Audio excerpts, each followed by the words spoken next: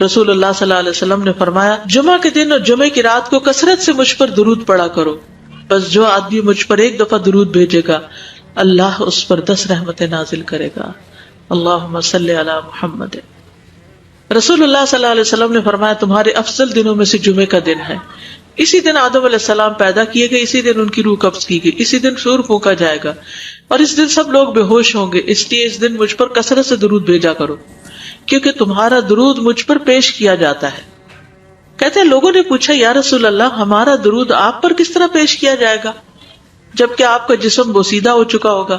تو آپ نے فرمایا بے شک اللہ عز و جل نے انبیاء کے جسموں کو زمین پر حرام کر دیا ہے، یعنی فرشتوں کے ذریعے آپ تک درود پہنچایا جاتا ہے۔ انبیاء کے جسموں کو مٹی نہیں کھاتی، صحیح سلامت ہوتے ہیں ان کے جسم۔ سورۃ الکہف پڑھنا، نبی صلی اللہ علیہ وسلم نے فرمایا جو شخص جمعہ کے دن سورۃ الکہف پڑھتا ہے تو اس کے لیے دوسرے جمعے تک نور روشن رہتا ہے۔ غسل کرنا، ہر بالغ پر جمعہ کے لیے جانا ضروری ہے اور ہر وہ شخص جس پر جمعہ کے لیے جانا ضروری ہے اس پر غسل ہے، یعنی اس کو لازمی غسل کرنا چاہیے، اللہ یہ کہ کوئی مجبوری ہو۔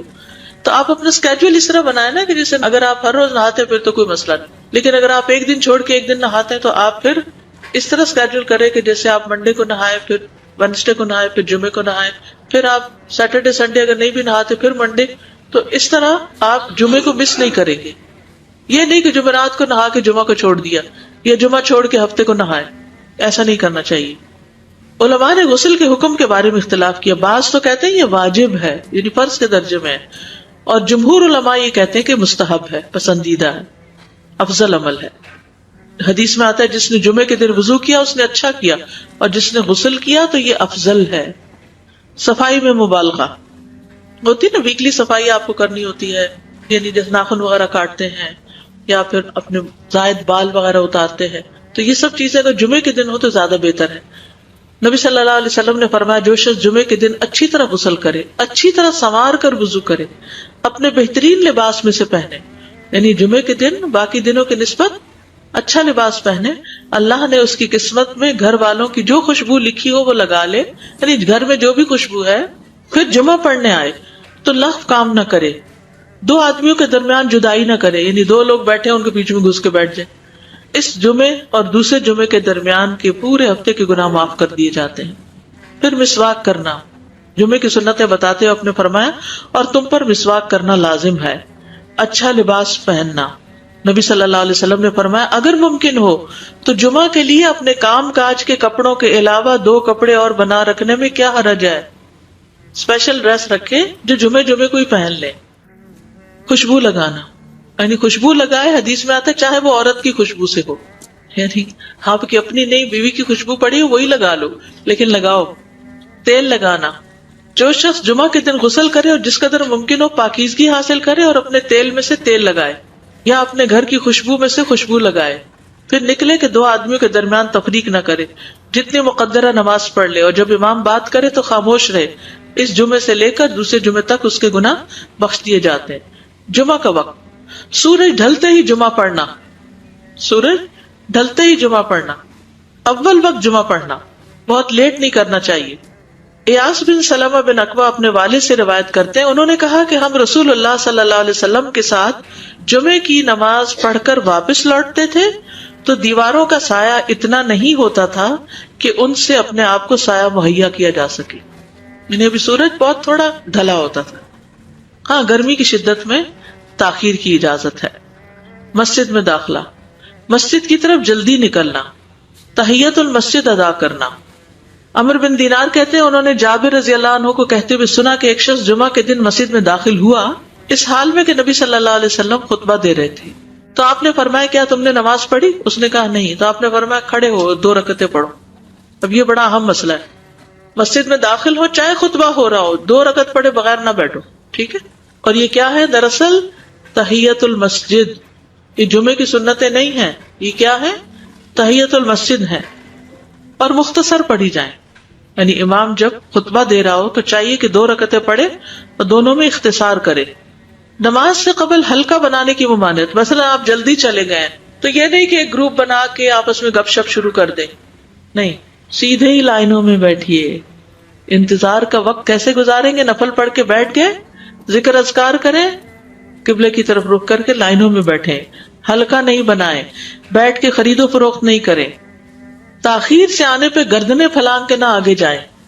رسول اللہ صلی اللہ علیہ وسلم نے فرمایا ٹیک لگا کے مت کھاؤ، یہ عام ایک ادب بتایا، یعنی اس طرح ٹیک لگا کے نہیں کھاؤ، کھانے کے وقت سیدھے ہو جاؤ۔ چھنے ہوئے آٹے کی روٹی نہ کھاؤ، میدا۔ مسجد میں کوئی جگہ مقرر نہ کرو کہ یہ میری جگہ ہے، آپ کیوں آج یہاں کھڑی ہو گئی، کہ تم اسی میں ہی نماز پڑھو۔ کچھ لوگ ہوتے ہیں نا آ کے مخصوص جگہ ہی پڑھتے ہیں، اگر کوئی اور وہاں ہو جائے ڈسٹرب ہو جاتے ہیں۔ اور جمعہ کے دن لوگوں کی گردنیں نہ پھلانگو، ورنہ اللہ تمہیں قیامت کے دن لوگوں کے لیے پل بنا دے گا۔ کیونکہ بہت اذیت کی بات ہے نا، بیٹھے ہیں لوگ باقاعدہ بعض اوقات کندھوں پہ ہاتھ رکھ کے اس کو تنگ کر اس کو تنگ کر، تو یہ نہیں کرنا چاہیے۔ اگر آپ کو اٹھنا بھی پڑ گیا بیچ میں تو واپسی پہ پیچھے کھڑے ہو جائیے، اگلی لائن مل جائے گی۔ جی یہ تو بہت ضروری بات آپ نے کی کہ جب لوگ مسجد آئے تو پہلی صف میں بیٹھے، یہ نہیں پہلی چھوڑ کے آخری میں بیٹھ جائیں اور پھر لوگ ان کی گردنیں پلانگتے رہیں، دوسروں کے لیے فتنہ بننا۔ جابر بن عبداللہ رضی اللہ عنہ سے روایت ہے کہ جمعے کے دن رسول اللہ صلی اللہ علیہ وسلم خطبہ ارشاد فرما رہے تھے کہ ایک آدمی مسجد میں داخل ہوا، وہ قریب آ کر بیٹھنے کے لیے لوگوں کے اوپر سے گزرنے لگا۔ رسول اللہ صلی اللہ علیہ وسلم نے فرمایا بیٹھ جاؤ، تحقیق تم نے لوگوں کو تکلیف پہنچائی اور دیر سے آئے۔ یہ عربی کے الفاظ بڑے خوبصورت ہیں، اجلس فقد آذیت و آنیت، کتنی جامع زبان ہے یہ۔ اجلس فقط آذیت، تو نے اذیت دی، و آنیت، اور دیر سے آئے۔ ہاں؟ تو اس سے منع کیا گیا۔ کسی کو اس کی جگہ سے نہ اٹھانا۔ جابر رضی اللہ عنہ نبی صلی اللہ علیہ وسلم سے روایت کرتے ہیں، آپ نے فرمایا تم میں سے کوئی شخص جمعہ کے دن اپنے بھائی کو کھڑا نہ کرے کہ پھر دوسری طرف سے آ کر اس کی جگہ پہ خود بیٹھ جائے، بلکہ جو آئے وہ کہے جگہ کشادہ کرو، ہمارے لیے بھی جگہ بناؤ، یہ کہے۔ خطبہ جمعہ اور اس کے آداب۔ خطبہ جمعہ کی اہمیت۔ جب اذان ہو جائے تو کیا کرے انسان؟ مسجد کی طرف دوڑ پڑے۔ تو مسجد میں جماعت تو نہیں ہو رہی ہوگی، پہلے کیا ہو رہا ہوگا؟ خطبہ ہو رہا ہوگا۔ امام کے خطبے سے پہلے سلام کرنا۔ نبی صلی اللہ علیہ وسلم جب ممبر پر چڑھتے تو حاضرین کو السلام علیکم کہتے۔ امام کا کھڑے ہو کر خطبہ دینا۔ رسول اللہ صلی اللہ علیہ وسلم کھڑے ہو کر خطبہ دیتے، پھر بیٹھ جاتے، پھر کھڑے ہوتے اور کھڑے ہو کر خطبہ دیتے، یعنی بیچ میں تھوڑا سا بیٹھ بھی جاتے تھے۔ جس نے تمہیں یہ خبر دی کہ آپ بیٹھ کر خطبہ دیتے تھے تو تحقیق اس نے جھوٹ بولا، بس یقیناً اللہ کی قسم میں نے آپ کے ساتھ 2000 سے زائد نمازیں پڑھی ہیں، یعنی جن میں بہت سے جمعے بھی آئے ہیں، تو ایسا کچھ نہیں۔ امام کا 2 خطبے دینا، یعنی کھڑے تھے پہلے، پھر ذرا بیٹھ گئے، پھر دوسری دفعہ اٹھے تو یہ 2 خطبے ہو گئے۔ مختصر خطبہ دینا۔ آپ کے خطبات چند کلمات ہوا کرتے تھے، بہت لمبی تقریریں نہیں، آپ کا خطبہ درمیانہ ہوتا تھا۔ نبی صلی اللہ علیہ وسلم نے فرمایا آدمی کا نماز کو لمبا کرنا اور خطبے کو مختصر کرنا اس کی سمجھداری کی علامت ہے۔ بس نماز لمبی کرو اور خطبہ مختصر کرو، کیونکہ بعض بیان جادو جیسا اثر رکھتے ہیں، یعنی تھوڑا بھی بات کرو گے تو دل میں چلی جائے گی۔ نماز پہ زیادہ توجہ۔ نبی صلی اللہ علیہ وسلم کا خطبے میں سورۃ قاف پڑھنا۔ حارثہ بن نعمان کی بیٹی سے روایت ہے، کہتی ہے کہ میں نے سورۃ قاف رسول اللہ صلی اللہ علیہ وسلم سے سن کر حفظ کر لی۔ آپ ہر جمعے کو خطبے میں پڑھا کرتے تھے۔ سامعین کا امام کی طرف رخ کرنا، یعنی جمعے کے دن یہ نہیں کہ آپ کرسی لگا کے کسی اور طرف منہ کر کے بیٹھ جائیں اور جب جماعت ہو تو پھر صف میں کھڑے، نہیں، آپ صف میں بیٹھے ہو، کس طرف منہ ہو؟ قبلہ رخ ہو، امام سامنے ہی ہوگا نا قبلے کی طرف۔ ایک صحابی کہتے کہ جب آپ ممبر پہ چڑھتے تو ہم اپنے چہروں کے ساتھ آپ کی طرف متوجہ ہوتے، ادھر ادھر نہیں دیکھتے تھے خطبے کے دوران۔ امام کے قریب بیٹھنا۔ اللہ کے نبی صلی اللہ علیہ وسلم نے فرمایا ذکر میں حاضر ہوا کرو، یعنی خطبہ میں، اور امام کے قریب بیٹھا کرو، بے شک آدمی دور ہوتا رہتا ہے حتیٰ کہ وہ جنت میں بھی پیچھے ہی ہوگا اگرچہ وہ اس میں داخل بھی ہو جائے۔ تاخیر کی اتنی مذمت ہے۔ خاموشی سے خطبہ سننا، یعنی بات نہیں کرنی چاہیے، کوئی اہم بات بھی نہیں پوچھنی چاہیے۔ ابن مسعود سے روایت ہے کہ انہوں نے ابی ابن کعب سے قرآن کی کسی آیت کے بارے میں سوال کیا جبکہ اللہ کے نبی خطبہ دے رہے تھے، تو انہوں نے اعراض کیا اور کوئی جواب نہ دیا۔ پھر جب آپ نے نماز پڑھائی تو ابی کہنے لگے تمہارا جمعہ ہی نہیں ہوا۔ تو ابن مسعود نے رسول اللہ صلی اللہ علیہ وسلم سے پوچھا تو آپ نے فرمایا ابی نے سچ کہا، کوئی بات کرنے کی اجازت نہیں، یہ کہنے کی بھی کہ چپ ہو جاؤ یہ بھی اجازت نہیں۔ عبداللہ بن مسعود کہتے کہ جب امام جمعہ کے لیے آ گیا پھر تمہارا اپنے ساتھی سے یہ کہنا کہ خاموش رہو لغویت کے لیے کافی ہے، یہ بھی لغو بات ہے۔ کوئی لغو حرکت نہ کرنا، کنکریوں سے نہ کھیلنا، فون سے نہیں کھیلنا، میسجز چیک نہیں کرنا، انگلیوں میں انگلیاں ڈال کے پٹاخے نہیں بجانا، گوٹ مار کے نہیں بیٹھنا. گوٹ مار کے کیسے بیٹھتے ہیں؟ گھٹنے اوپر کر کے اور یوں ایسے گھٹنوں کے گرد ہاتھ ڈال کے. کئی دفعہ ایسے نظر آتا ہے کہ خطبے میں لوگ اس طرح بیٹھے ہوتے ہیں کیونکہ پتہ نہیں ہے. یعنی آپ چوکڑی مار سکتے ہیں. آپ سب سے افضل پوزیشن تو یہ ہے کہ جیسے نماز کے اتحیات میں ہم بیٹھتے ہیں، لیکن کچھ لوگ اس طرح بیٹھ نہیں سکتے، چلے کرسی پہ بیٹھے. اگر کرسی نہیں ہے، نیچے بیٹھے ہیں، تو چوکڑی مار کے بیٹھے ہیں، ٹانگیں اس طرح پیٹ کے ساتھ لگا کے گھٹنوں پہ ہاتھ کو بل دے کے اس طرح نہیں بیٹھے.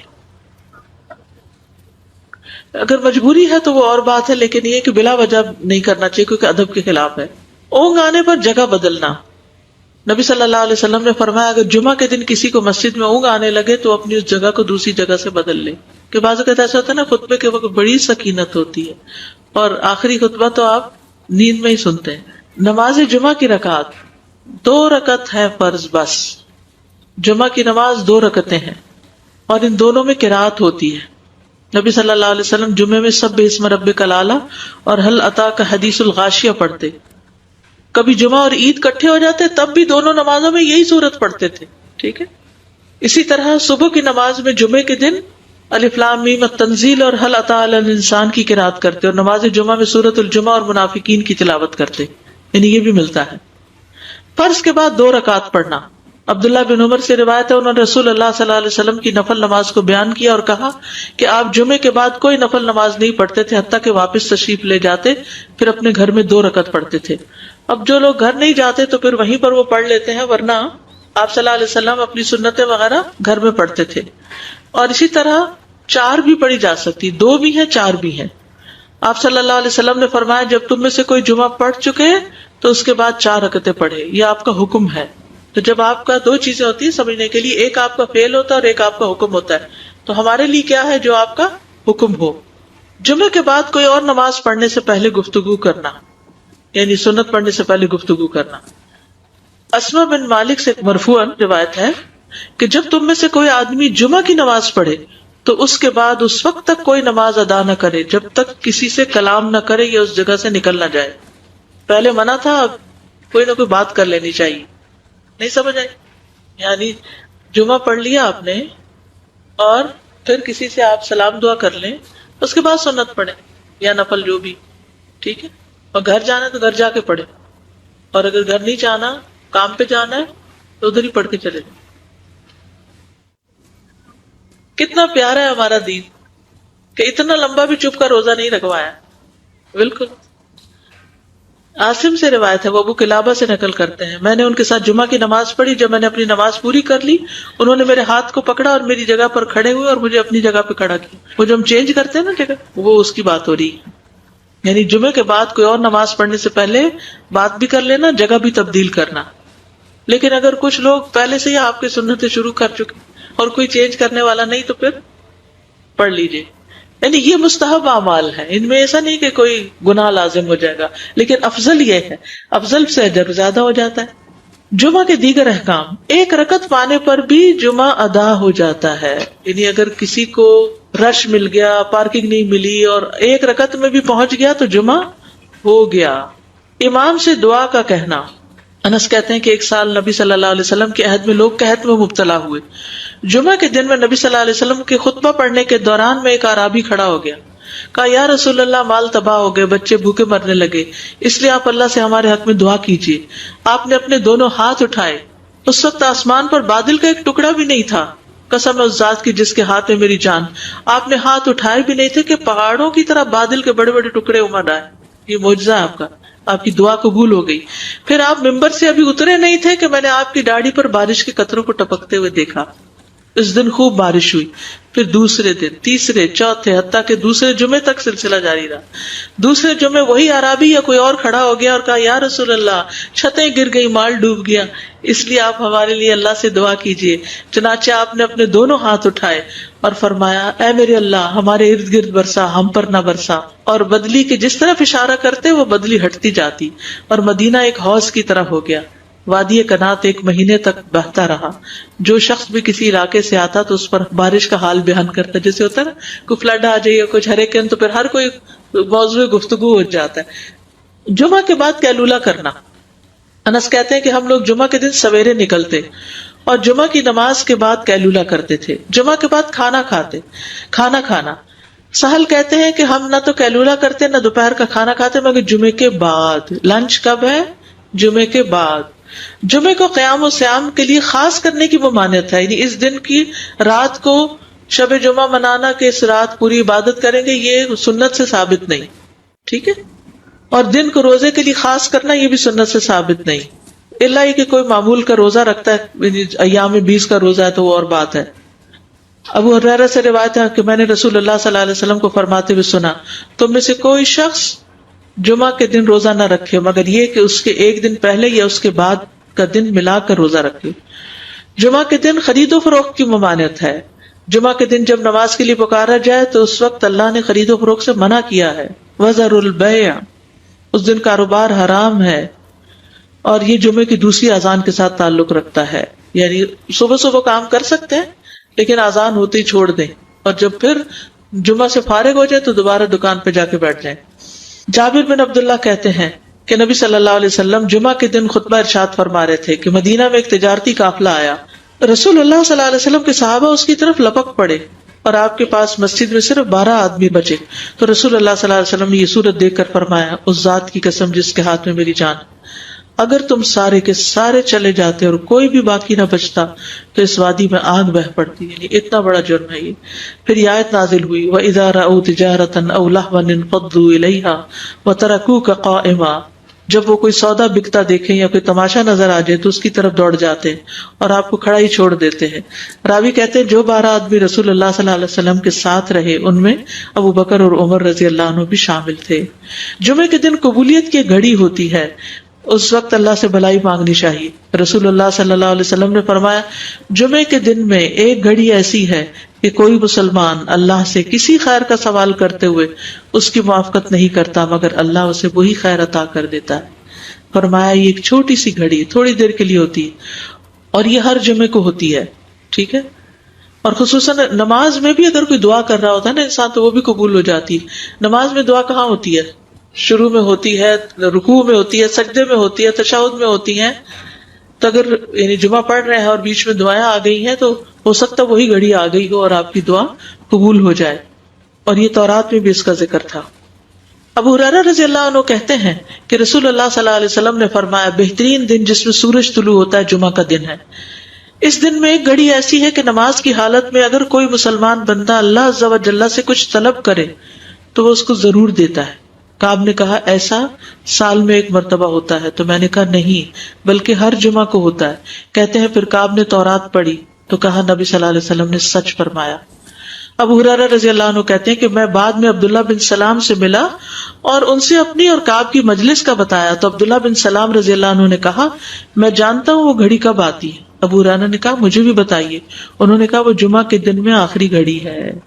میں نے کہا یہ جمعے کے دن کی آخری گھڑی کیسے ہو سکتی ہے، حالانکہ رسول اللہ صلی اللہ علیہ وسلم نے فرمایا جو مسلمان بندہ اس کو نماز پڑھتے ہوئے پائے، اس وقت میں کوئی نماز نہیں پڑھی جاتی. تو عبداللہ بن سلام نے کہا کیا رسول اللہ صلی اللہ علیہ وسلم نے یہ نہیں فرمایا جو شخص نماز کے انتظار میں بیٹھا رہے وہ گویا نماز ہی کی حالت میں ہے حتیٰ کہ نماز پڑھ لے. کہتے ہیں میں نے کہا ہاں. تو انہوں نے کہا بس یہی ہے، یعنی اس وقت کیا کرنا چاہیے، آخری گھڑی میں وضو وغیرہ کر کے مغرب کی نماز کے انتظار میں بیٹھ کے دعائیں کریں، اذان ہو تو نماز پڑھ لیں. عصر کے بعد سے مغرب تک کا وقت ہے. انس بن مالک سے روایت ہے کہ نبی صلی اللہ علیہ وسلم نے فرمایا جمعہ کے دن اس گھڑی کو جس میں دعا کی قبولیت کی امید کی جاتی ہے عصر سے لے کر سورج ڈوبنے تک کے درمیان تلاش کرو، اور دن کی آخری گھڑی ہے. تو اللہ سبحانہ و تعالی ہمیں اس دن کی برکتوں سے فائدہ اٹھانے کی توفیق عطا فرمائے.